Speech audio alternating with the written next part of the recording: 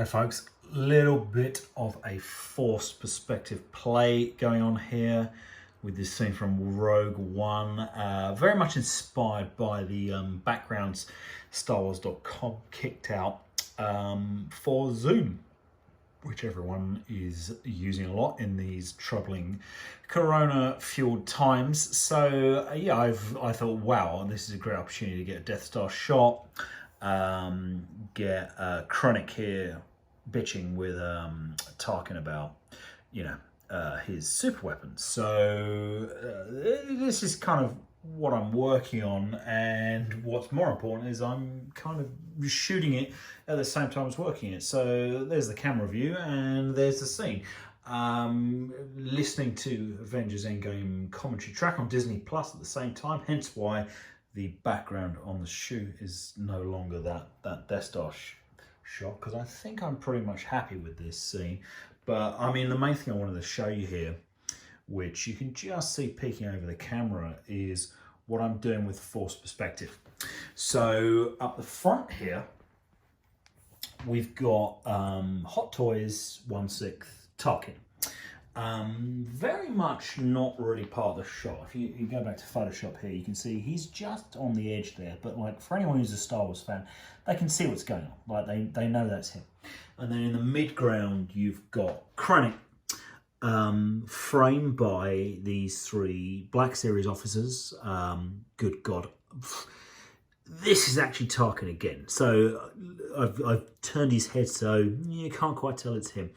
Jerjerrod, is it, from Empire Strikes Back, who's in the attack, and I don't know, another one, and then Krennic in the middle, and then right up the back you've got these 3.75-inch Imperial officers as well, all having a chat in the background. So three completely different scales of figures: 1/6, 6-inch, and 3.75-inch. And then the camera up here, so you can sort of see the splay I'm kind of using to work with this sort of combination of the characters. I really didn't do much with lighting through this sort of key light over the top of all this. One back here just to sort of light these guys up. Warmer light here just to create a bit of contrast on Krennic, a bit of a flag here to prevent light spill. Could have done with one on that as well, but yeah, it didn't really bother. It works okay. I mean, if you look at it, one of the problems is like the eye line between Tarkin and Krennic works really, really well.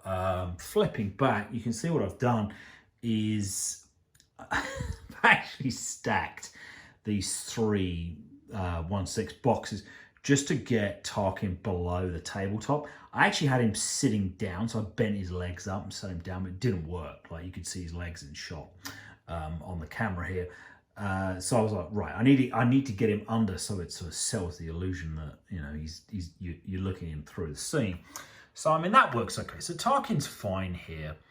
Krennic, eyeline matches, and then Jerjerrod or whoever he is here. Again, that's okay, and like the little guys in the background are all right as well. Probably could have shifted them around a little bit, but I cannot tell you how many subtle tweaks I've been making to these figures. You're just nudging them very, very slightly to try and arrange these and play with the perspective. It's very, very tricky to do.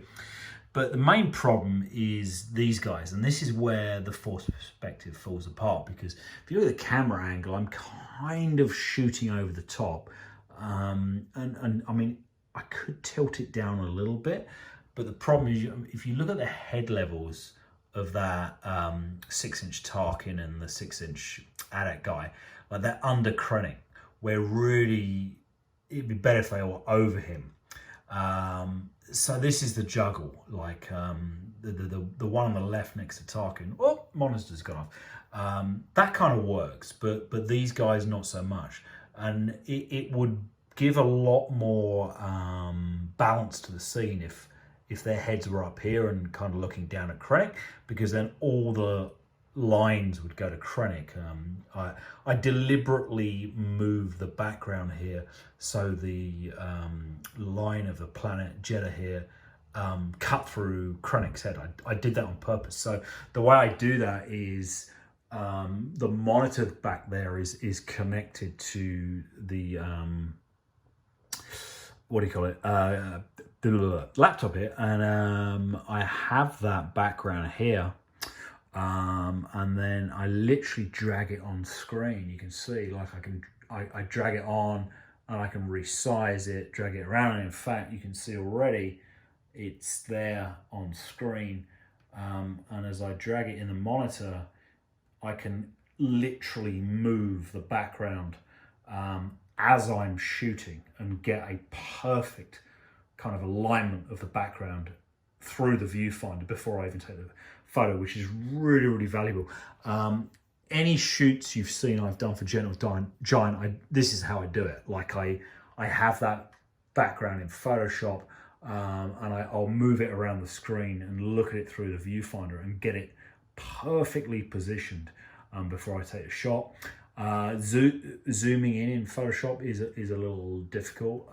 Usually I'm doing like a pinch, so with my fingers here on the touchpad I'll do this, and then you can see, hopefully this will work. Yeah, I can kind of zoom in and out on the monitor there, and then yeah, get it exactly how I need it. So it's a very, very powerful setup, having kind of the laptop here, the HDMI feed out all the way back to the monitor mounted on the wall there, behind the tabletop and the figures. I mean, to back up a little bit, the way I set this up when I built the room was that HDMI feed that comes out the laptop, it actually goes behind the cabinet. So all my sort of cabinets of stuff here, that HDMI feed goes behind, all the way up the back, and then comes up the back and then wires into the monitor. So when I designed the room, I specifically wanted to get a monitor feed. Like I knew I'd want to mount a monitor up the back and be able to control it from over here. I knew I'd want the camera kind of in the middle of the room, have plenty of space to back the camera up. I mean, I'm not even, whoa, falling over here. I'm not even at the back of the room. Like if I back all the way up, like, you know, I could shoot all the way back here with the camera if I wanted to. You've got 1, 2, 3, 4, 5, 6 IKEA Billy bookcases all the way back up here to the 1/6 shelf. So I could pull the camera back. It's about 5 meters, and I could shoot from back here and really, really get lens compression in. Something I haven't played with yet, but I probably will.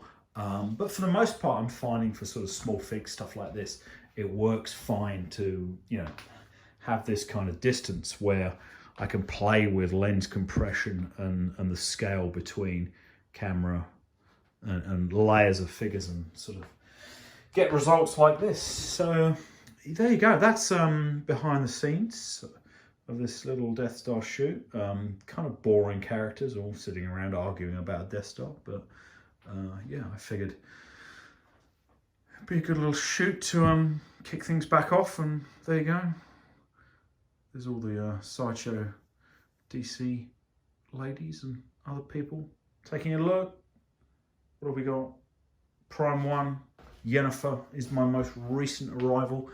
Absolutely fantastic. Triss as well. I'm just waiting for Ciri, and then the Witcher trio will be complete next to Harley, Catwoman and Batgirl. So there you go. Hope you enjoyed that. See you in the next one.